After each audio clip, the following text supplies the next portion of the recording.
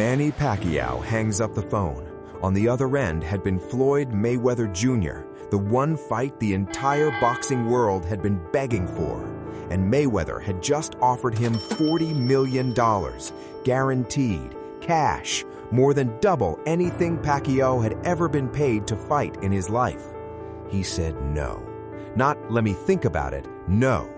A few days later, a reporter got him on the phone. Pacquiao didn't sound angry. He sounded almost hurt.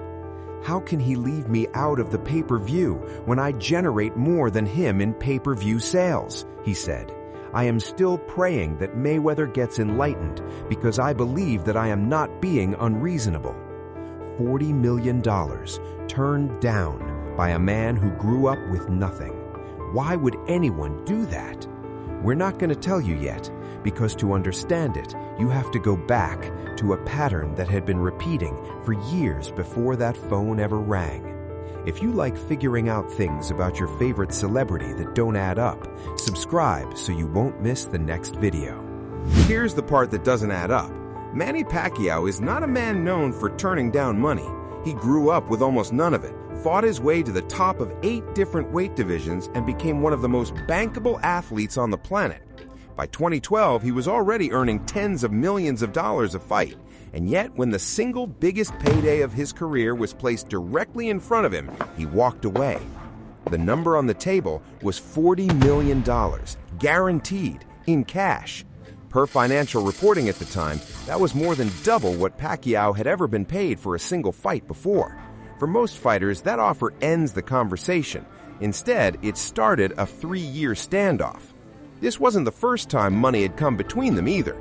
3 years earlier, in December 2009, the two camps had drafted an 8-page contract for a fight, full financial terms agreed, a 50-50 purse split on the table, before it collapsed entirely, according to Bleacher Report's account of the negotiations. A man who needed the money, who had every incentive to take it, kept saying no to Floyd Mayweather, not once, repeatedly, across years.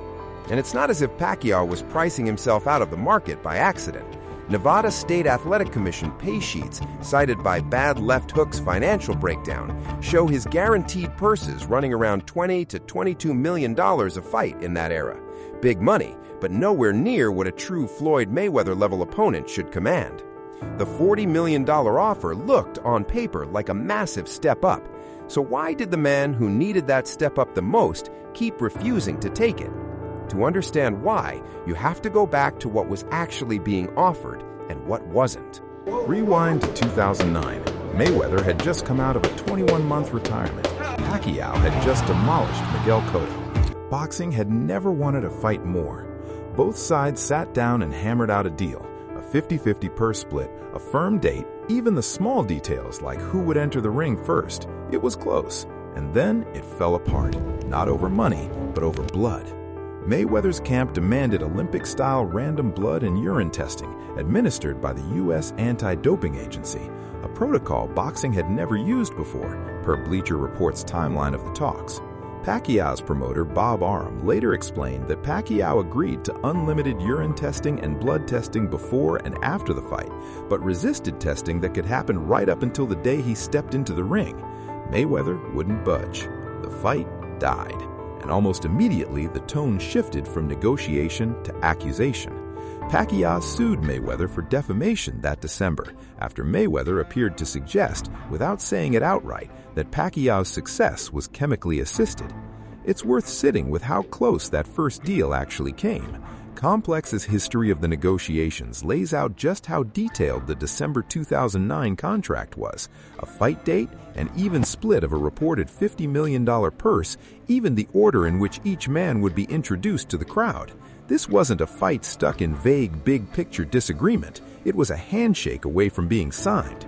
What killed it was a single unprecedented demand, one that, as Arum framed it, seemed less about clean sport and more about exploiting something Mayweather's camp knew rattled Pacquiao. That detail matters because it set the emotional tone for everything that followed. Every future offer would now be read against the memory of a deal that collapsed not over disagreement, but over leverage. Then came the money talk, and it only got more lopsided. At a press conference in early 2012, Mayweather made his position on a fair split unmistakable. That's never going to happen. Around the same time, he told reporters Pacquiao simply wasn't sharp enough to be negotiating as an equal.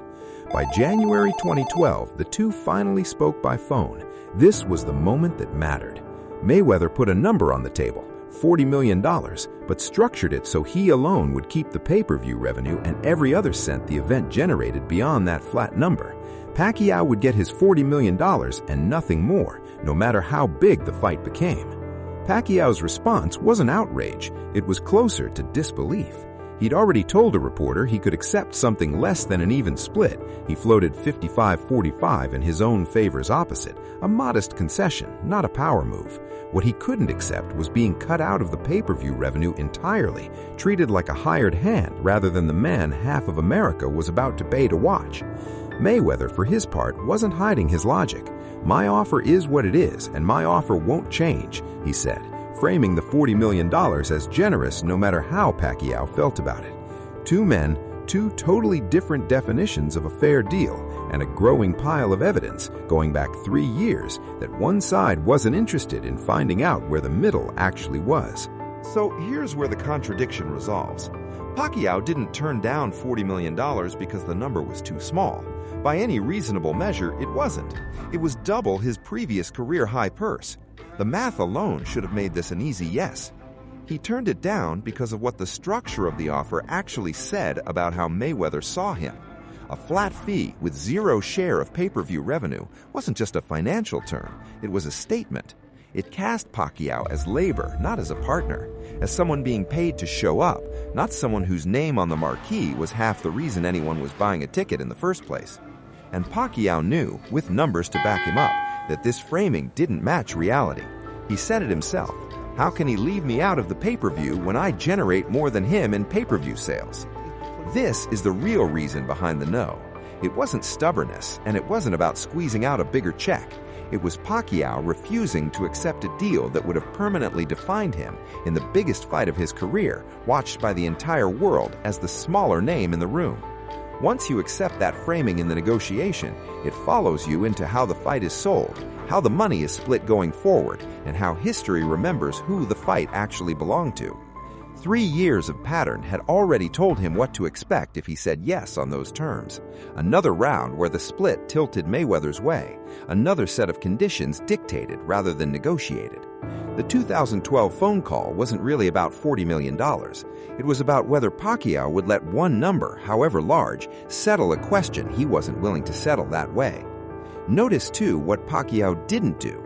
He didn't walk away from the negotiating table entirely, and he didn't demand something wildly unreasonable in return. He floated a 55-45 split, still in Mayweather's favor, a fighter looking for fairness, not domination. That's a telling detail. If this had simply been about ego or greed, the ask would have escalated. Instead, it stayed modest, which suggests the sticking point really was the principle of the thing, being counted as a partner in the revenue his own drawing power helped create, not the size of the number attached to it. He hung up, and he waited. But there's a deeper layer here, and it isn't really about money at all. It's about who gets to set the terms of your own value. For 3 years, Pacquiao had been negotiating from a position where almost every proposal reinforced that Mayweather held the leverage. On drug testing, on the purse split, even on public narrative, with Mayweather publicly questioning his intelligence rather than his numbers. Every one of those moments was a small test of whether Pacquiao would accept someone else's definition of what he was worth. Saying no to $40 million was the biggest version of that same refusal. It would have been easy, understandable even, to take the guarantee and let the rest go. Nobody would have blamed him. Most fighters offered a career-high purse from the one opponent who could make them a global icon, take the deal, and figure out the rest later. Pacquiao didn't. And what makes it striking isn't the discipline of turning down money. Plenty of wealthy people can afford to say no. It's that he turned down a guarantee in exchange for nothing but the possibility that fairness might eventually be on the table.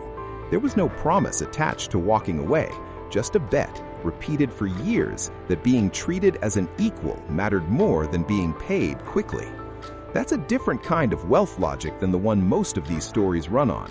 It's not, I have enough money that I don't need this. It's, I have enough conviction that I won't take this on someone else's terms. It also stands in sharp contrast to how Mayweather described his own approach to the same standoff. In one interview, he summed up his philosophy plainly. I come first, self-preservation. I put myself first. There's nothing dishonest about that. It's a clear, self-interested framework, and it made Mayweather extraordinarily wealthy. But it also explains why the negotiation kept stalling. One side was optimizing purely for his own outcome. The other was holding out for a shared one. Those two value systems were never going to meet quickly, and the years of failed talks are really just that mismatch playing out in public, deal after deal. 3 years after that phone call, the fight finally happened, on very different terms. Pacquiao walked away with an estimated $80 to $120 million, according to Forbes projections at the time, in a $400+ million event that shattered pay-per-view records, more than double what he'd turned down in 2012. Proof, in hindsight, that the wait wasn't naive. It was leverage patiently held. But maybe the real lesson isn't about the money he eventually made. It's about what he was willing to lose in the meantime to avoid signing something that didn't reflect what he believed he was worth. It's easy to assume that the richest, most famous people got there by saying yes to every big number put in front of them. Pacquiao's story suggests something less comfortable and more interesting. Sometimes the defining decision isn't the deal you take, it's the one you're willing to walk away from, with no guarantee anything better is coming. Even when the eventual 2015 fight arrived, the split still favored Mayweather. Reports pegged it around 60-40 in his direction. Pacquiao never got the full equality he'd originally pushed for, but he got enough of it on close enough to his own terms that the number stopped being the point. The principal had already won the moment he refused to sign it away for $40 million. So the next time a life-changing offer lands in front of you, how do you know if it's actually life-changing or just the first number someone hoped you'd accept? If you like figuring things out about your favorite celebrity that don't add up, subscribe, because that's basically all we do here.